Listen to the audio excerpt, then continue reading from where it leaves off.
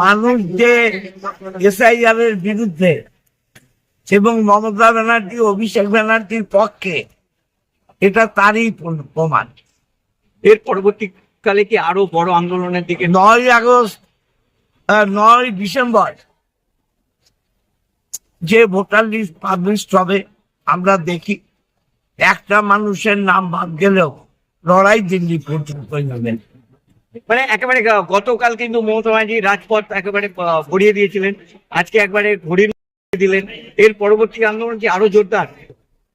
দেখুন, যদি আমাদের দিল্লি পর্যন্ত যেতে হয় নিশ্চয়ই জোরদার হবে, এবং সেটা অতীতে কোনোদিন হয়নি, ভবিষ্যতেও কোনোদিন হবে না। আন্দোলনটা এমন পর্যায়ে যাবে।